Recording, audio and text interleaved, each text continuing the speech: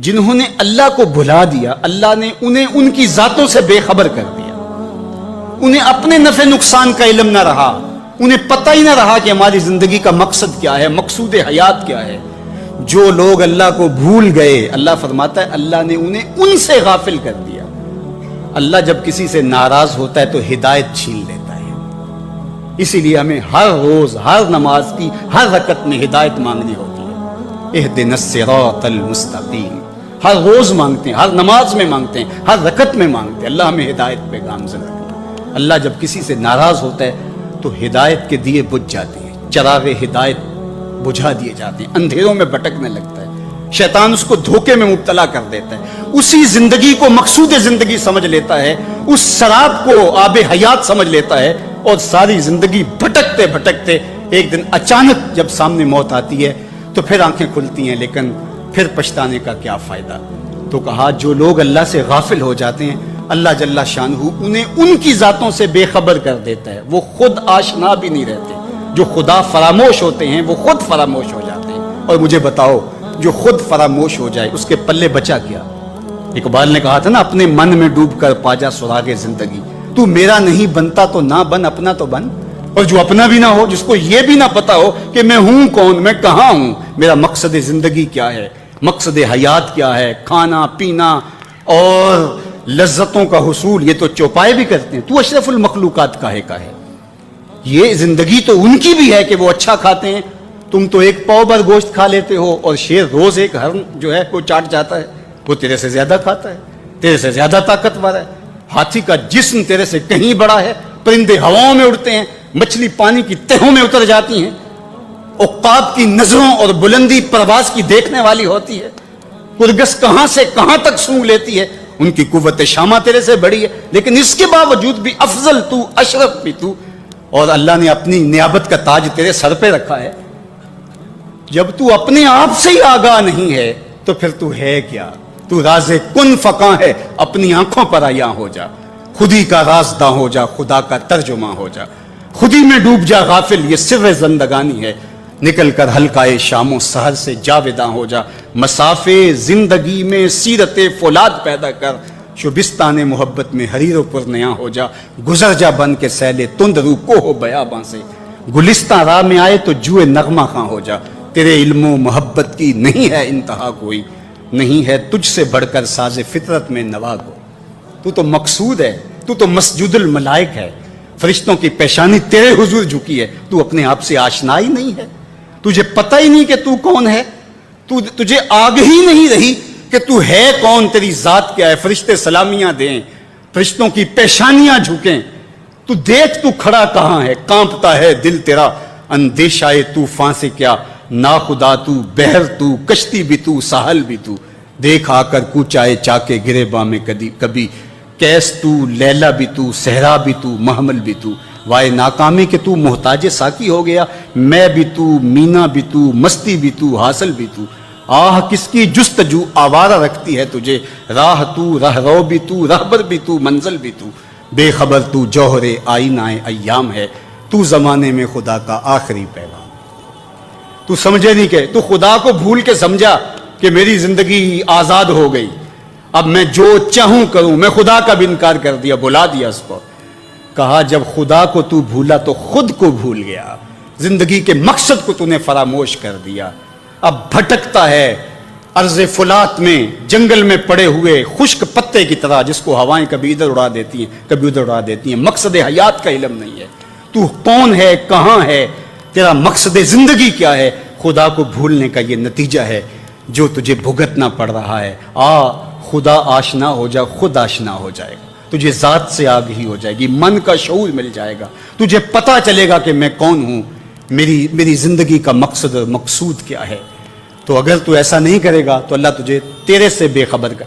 تیری ٹانگیں نہیں توڑ دی جائیں گی، تیرا رزق نہیں چھین لیا جائے گا، تیری آنکھوں سے روشنی نہیں اچکی جائے گی، تیرے کانوں کی سماعت نہیں کھینچ لی جائے گی. یہ سب کچھ ہوگا لیکن مقصد زندگی نہیں ہوگا. بندہ سمجھتا ہے میں نے انکار کیا تو کیا ہو گیا. میاں اللہ نے تجھ سے ہدایت لے لی. کسی زمانے میں ایک شخص نے عیسائیت قبول کر لی اسلام چھوڑ کے. تو کچھ لوگ اس کو سمجھانے کے لیے علاقے بھر کے علماء جمع ہو کے گئے کہ یہ عجیب ماجرا ہے، تم نے اسلام چھوڑ دیا؟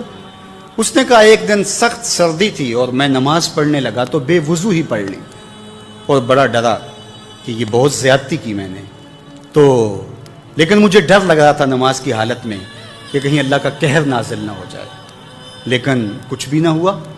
پھر ایک دن میرے پہ غسل واجب تھا اور میں نے اس حالت کے اندر نماز پڑھ لی، اور اس دن میں پھر ڈرا کہ یار زیادتی کی ہے تم نے، اللہ کا قہر آج ضرور نازل ہوگا، لیکن سلام پھرا، میں معمول کی زندگی گزارنے لگا۔ میں نے کہا اسلام تو دین ہی سچا نہیں ہے، میں اتنی توہین کی ہے، اتنی تذلیل کی ہے اس دین کی، لیکن مجھے کچھ نہیں ہوا، تو میں نے چھوڑ دیا اسلام کو۔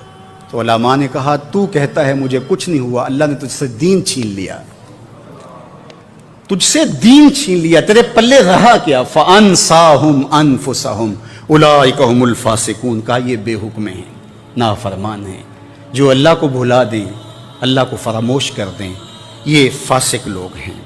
لا يستوی اصحاب النار واصحاب الجنہ، اہل جنت اور اہل دوزخ برابر نہیں ہو سکتے۔ ایسا نہیں ہوگا کہ ایک ساری زندگی بدکاریوں میں گزارے اور ایک نیکوکار اللہ کی رضا کی سائے میں زندگی بسر کرے اور قیامت کے دن ایک جگہ کھڑے کر دیے جائیں، ایسے نہیں ہوگا۔ افنجعل المسلمین کالمجرمین، اللہ فرماتا ہے ہم ماننے والوں کو اور مجرموں کو کیا ایک جیسا کریں گے؟ ایسا نہیں ہوگا۔ اللہ تعالیٰ جل شانہ انصاف بھی کرے گا۔ ہاں، جس کو 33% نمبر دے کے پاس کیا جاتا ہے اس کی پوزیشن نہیں ہوتی، اس کو پاس ضرور کر دیا جاتا ہے، چلو اس کو سٹار لگا کے پاس کر دو، پوزیشن انہی کی ہوتی ہے جنہوں نے محنت کی ہوتی ہے، رت جگہ کاٹے ہوتے ہیں۔ تو کہا مجرم اور ماننے والے برابر نہیں ہوں گے، تو فرمایا کہ وہ بے حکمے ہیں جو اللہ کے حکموں کو توڑتے ہیں، اس کے احکام کی جو ہے وہ توہین کرتے ہیں۔ تو جنت والے اور دوزخ والے برابر نہیں ہو سکتے، جنت والے جنت کے مزے لیں گے اور جہنم والے جہنم کی جلستی آگ میں ایک ذلت کی زندگی کاٹیں گے، موت بھی نہیں ہوگی وہاں۔ اللہ تعالیٰ جل شانہ قیامت کے میدان میں موت کو مینڈے کی شکل میں ظاہر کرے گا۔ کہتے ہیں جنت میں جا کے جنتیوں کے سینے میں ایک ہی خدشہ ہوگا، کھٹکا ہوگا، کہیں موت نہ آ جائے اور یہ نعمتیں چھن نہ جائیں، اور جو جہنمی ہے ان کے سینے میں ایک ہی امید کا چراغ روشن ہوگا، کبھی موت آ گئی تو مر جائیں، جان چھوٹ جائے۔ پھر مینڈے کی شکل میں روایت میں آتا ہے کہ موت کو لایا جائے گا، جنتی جنت سے، جہنمی جہنم سے گردنیں نکال کے اس منظر کو دیکھ رہے ہوں گے، پھر موت کو ذبح کر دیا جائے گا۔ جنتی اتنے خوش ہوں گے کہ اگر موت کو موت نہ آئی ہوتی تو یہ خوشی سے مر جاتے، اور جہنمی اتنے افسردہ اور دکھی ہوں گے کہ اگر موت کو موت نہ آئی ہوتی تو یہ صدمے سے مر جاتے۔ اب موت بھی نہیں ہے، جلو جہنم میں، اور یہ جنت والے فائز المراں، اصحاب الجنت هم الفائزون، یہ کامیاب اور بامراد۔ اللہ اہل جنت سے کہے گا کہ اردیتم، کیا تم راضی ہو؟ تو وہ کہیں گے ہمیں کیا ہوا کہ ہم راضی نہ ہو، ہمیں تو وہ ملا کہ جس کا ہم تصور بھی نہیں کر سکتے تھے۔ عمومی طور پہ لوگوں سے لوگ ہنس ہنس کے بات کر رہے ہوتے ہیں، گھر میں ان کا رویہ کچھ اور ہوتا ہے۔ کسی شخص کی سیرت کو پہچاننے کا بہترین ضابطہ کیا ہے، یہ دیکھا جائے کہ وہ اپنی بیوی کے ساتھ کیسا ہے، اور یہ ضابطہ خود میرے حضور نے دیا، تم میں سے سب سے بہتر وہ ہے جو اپنے اہل خانہ کے ساتھ بہتر ہے، اور میں تم میں سب سے زیادہ اپنے اہل خانہ کے ساتھ بہتر ہوں۔ جب حضور کا وصال ہوتا ہے تو 9 ازواج حضور کے نکاح میں تھی، کسی ایک کو بھی میرے حضور پہ شکایت نہیں تھی۔ یہ حضور کا انصاف، ان کو وقت دینا، ان کے لیے حضور علیہ السلام کا ایثار اور ان کے لیے حضور کی محبتیں۔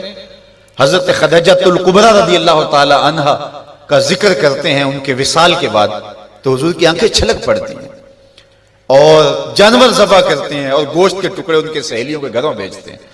حضرت عائشہ رضی اللہ تعالیٰ عنہ فرماتی ہیں میرا ان سے جو رشتہ تھا تو مجھ سے نہ رہا گیا، میں نے ایک دن کہہ دیا حضور آپ اس بوڑھی عورت کا ذکر نہیں چھوڑتے، بڑھاپے کی وجہ سے جس کے ہونٹوں کے گوشے بھی رنگ بدل گئے تھے۔